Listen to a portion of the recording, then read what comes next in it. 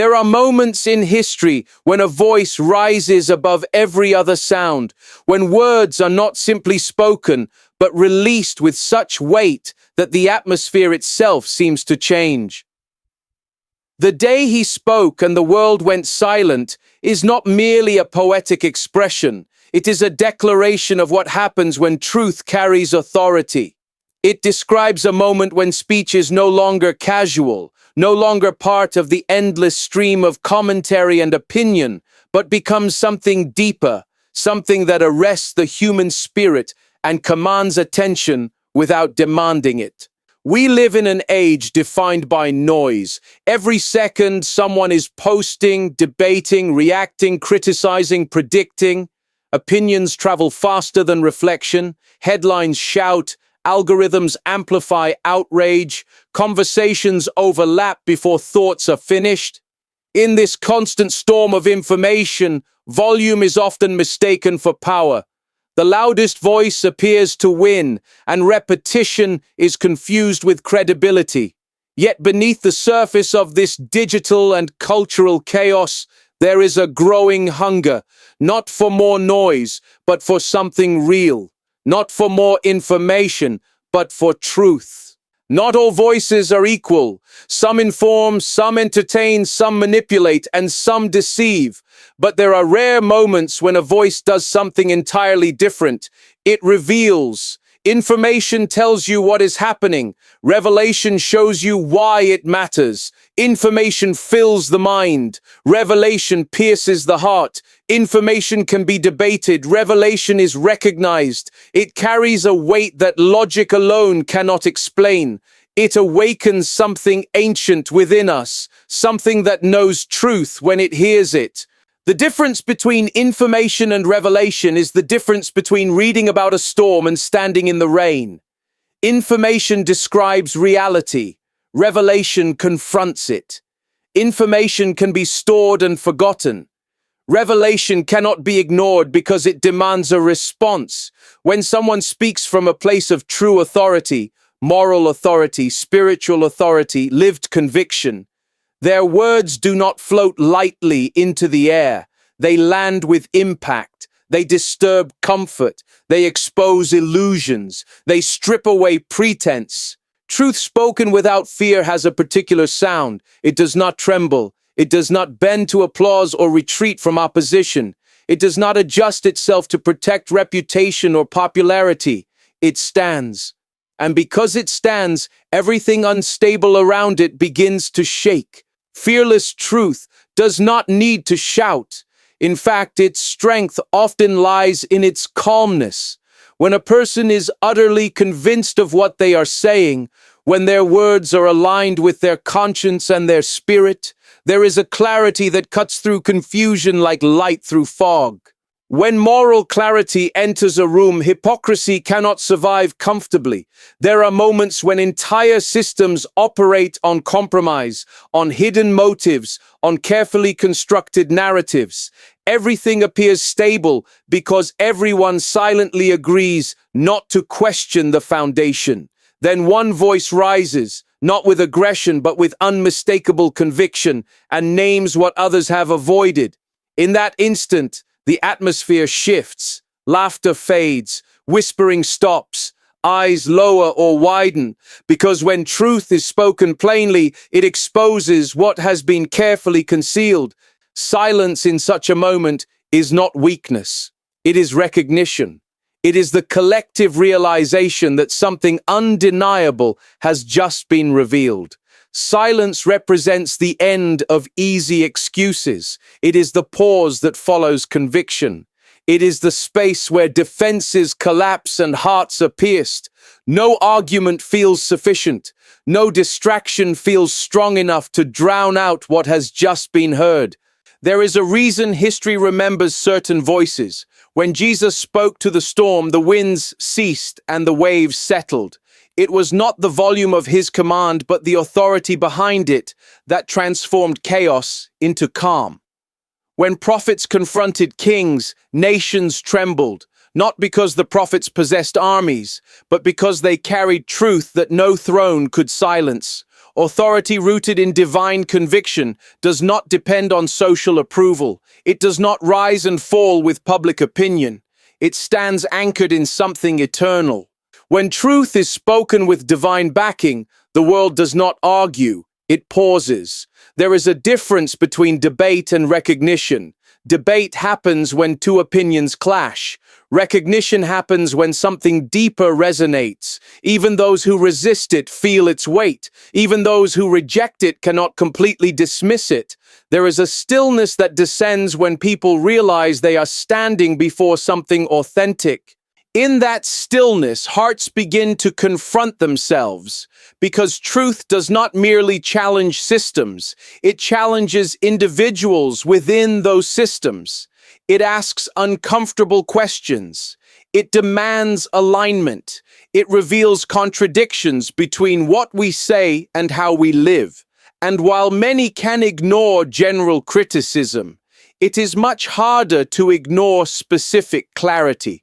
When someone speaks directly to the core issue, naming injustice, exposing corruption, calling out moral compromise, silence spreads not because there is nothing to say, but because everything that could be said suddenly feels insufficient. There is power in words that confront systems rather than merely individuals. When a voice rises to challenge structures of deception, inequality, or spiritual decay, it threatens the foundations of comfort. Systems rely on collective participation. They survive when people remain distracted or indifferent. But when truth identifies the root rather than the symptom, it forces a reckoning. It moves beyond personal opinion and becomes a moral mirror held up to society itself. And yet the authority of such a voice does not originate in anger. It is born from conviction. Conviction is forged in silence long before it is expressed publicly. It grows in prayer, in reflection, in wrestled doubts and refined beliefs. A person who carries truth with authority has usually paid a price for it. They have endured misunderstanding. They have faced isolation. They have chosen integrity over convenience. And when they finally speak, their words are heavy because they are backed by sacrifice. The world is accustomed to commentary. It is less accustomed to courage. Courage changes the tone of speech. It removes the need for approval. It eliminates hesitation. It speaks even when the consequences are uncertain. When courage and truth combine, the result is transformative. Crowds that once shouted grow quiet. Opponents that once mocked become reflective. The noise collapses not because it is forcibly silenced, but because it recognizes something greater. There is also a spiritual dimension to this authority. Human beings instinctively respond to authenticity. We may argue with logic, but we are moved by integrity. When words flow from a place of alignment between belief and action, they carry a resonance that transcends intellect. It is why a simple testimony can silence skepticism. It is why a humble confession can dismantle pride. It is why a quiet declaration of faith can shake an environment saturated with doubt. Silence, in this context, is sacred. It is the moment between hearing and responding. It is the thin space where conscience awakens. It is the realization that we have encountered something that cannot be reduced to mere opinion. In that silence, people evaluate themselves. They measure their lives against the truth they have just heard. And in that comparison, excuses begin to dissolve. There are days in history when speeches change the course of nations, but even beyond historical milestones, there are personal moments, private encounters where one sentence, one declaration, one confrontation reshaped a life forever. A father speaking truth to a son, a leader admitting failure, a preacher declaring repentance, a whistleblower exposing corruption. In those moments, the world of the listener goes silent, the internal noise of justification fades, and a choice must be made. The authority of a voice that carries truth does not depend on position. It does not require a title. It flows from alignment with something higher than self-interest. It is rooted in integrity. It is strengthened by consistency. It is confirmed by the peace that follows its expression. When someone speaks from that place, they do not need to force silence. Silence naturally follows. And perhaps that is the deeper meaning of that day. The day he spoke and the world went silent. It was not about dominance. It was about clarity. It was about the undeniable recognition that truth had entered the room. It was about the collapse of distraction. It was about the exposure of hypocrisy and the invitation to transformation. Because when truth stands unafraid, noise loses its power. When moral clarity confronts compromise, pride loses its voice. When revelation pierces the heart, excuses fall away. And in that profound, sacred silence, something new becomes possible. Conviction leads to repentance. Repentance leads to change. Change leads to renewal. The world may be loud, but it is not immune to truth. Beneath the chaos, beneath the arguments and performances, there remains a human longing for something solid, something eternal, something trustworthy. And when a voice rises that embodies that longing, when it speaks not to impress but to reveal, the world recognizes it. There are moments in human history when everything that seemed powerful suddenly feels fragile, when the voices that once dominated the air lose their strength, and when the noise that once filled every corner collapses into an unsettling, undeniable silence. The world going silent is not merely the absence of sound, it is the collapse of pride. It is the humbling of human arrogance. It is the exposure of illusion. It is the instant when truth steps into the room and everything false begins to tremble. We live in an age of constant noise. Political shouting fills our screens and streets. Leaders argue not to understand, but to overpower. Debates have become performances, and performance has replaced principle. Volume is mistaken for vision. Whoever shouts the loudest is assumed to be the strongest, but beneath the surface of this endless political noise lies insecurity, the fear of being exposed, the fear of being proven wrong, the fear of losing control. Religious division adds another layer to this noise. Faith, which was meant to humble hearts and lift souls, is sometimes weaponized to divide communities. People argue doctrine without embodying compassion. They defend positions while forgetting mercy. The sacred becomes entangled in ego, and instead of truth bringing light, pride turns belief into a battleground.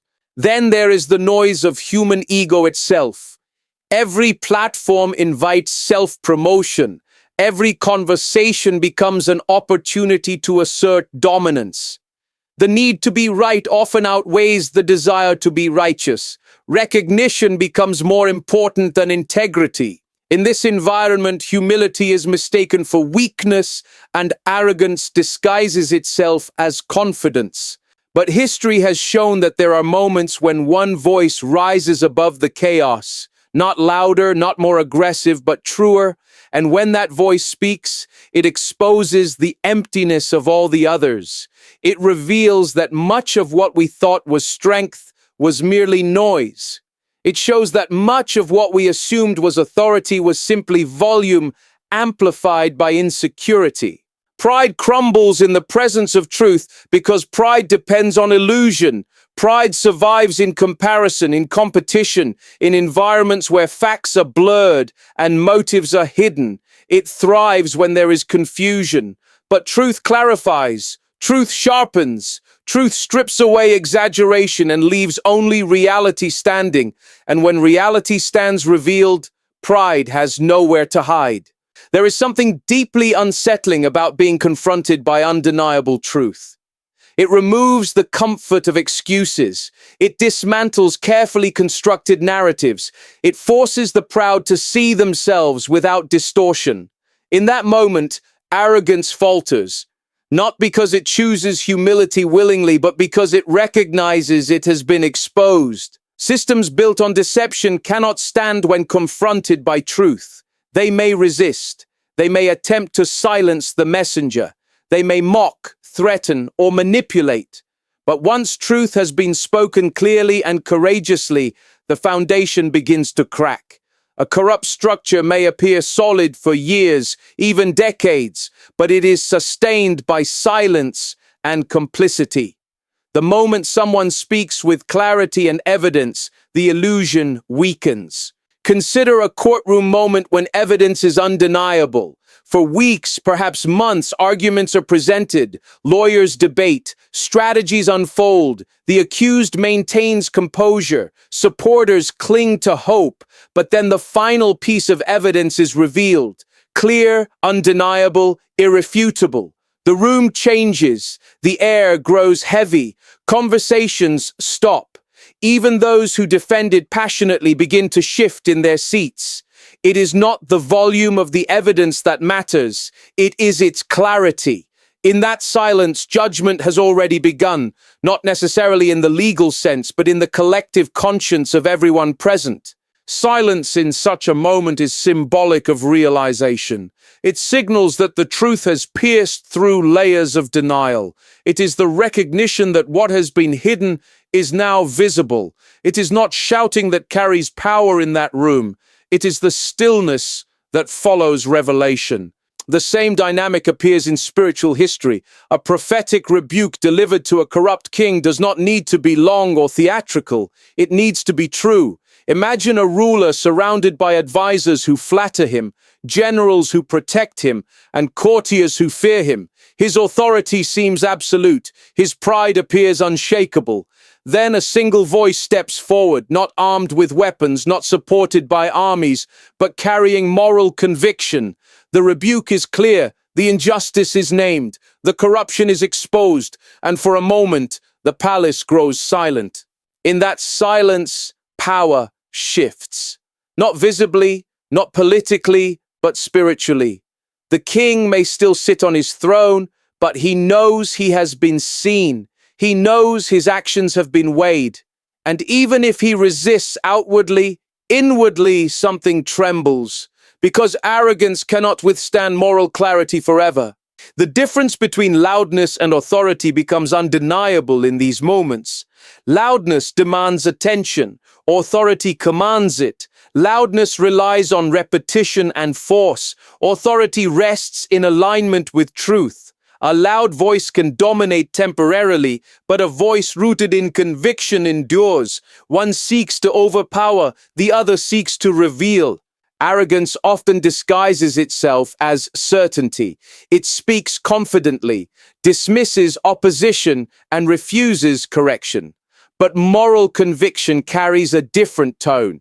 It is firm but not frantic. It is bold but not boastful. It does not need to belittle others to affirm itself. And when arrogance encounters genuine moral conviction, it begins to fade. Not because it is persuaded by argument alone, but because it senses integrity. There have been powerful testimonies throughout history that shifted entire nations, not because they were eloquent in structure, but because they were authentic in substance. When someone stands before a crowd and tells the unfiltered truth of injustice endured, corruption witnessed, or transformation experienced, the effect can be electrifying. People who were once divided find themselves united in silence. The usual interruptions disappear. The habitual skepticism softens. Something deeper than agreement takes place, a recognition of truth. Silence in these moments is not empty. It is full of processing. It is heavy with conviction. It is the quiet before decision. It is the pause in which people measure themselves against what they have heard. It is the space where pride begins to surrender. This kind of silence is often mistaken for weakness, but in reality, it is strength under reflection. Sometimes silence speaks louder than shouting because it indicates that the message has landed. When someone continues arguing loudly, It may mean they have not been touched, but when they fall silent, it often means something inside them is shifting. The world going silent symbolizes exposure. It is not always about punishment, it is about revelation. Judgment, in its purest sense, means to bring clarity, to distinguish between truth and falsehood. When truth is spoken clearly, judgment naturally follows, not through condemnation, but through illumination. What is right becomes clearer, what is wrong becomes undeniable. Human arrogance thrives on distraction. It survives by keeping attention scattered and conversation superficial. But when a moment of piercing truth gathers everyone into focused awareness, distraction collapses. There is no room to hide behind noise. There is no space to deflect with humor or aggression. The spotlight of truth is steady and unwavering. The humbling of pride is not always dramatic. Sometimes it is quiet and internal. A leader who once spoke arrogantly begins to reconsider. A critic who once mocked becomes reflective. A community that once resisted begins to listen. The shift may not make headlines, but it reshapes destinies. In an age saturated with shouting, perhaps what the world needs most is not more volume, but more authority grounded in integrity. Voices that speak not to dominate, but to clarify. Words that do not seek applause, but awakening. Conviction that does not humiliate, but illuminates. When one such voice rises, the collapse of noise is inevitable. Political shouting loses its edge. Religious division feels shallow. Ego-driven competition appears small. Because when confronted with something authentic, everything artificial loses its appeal.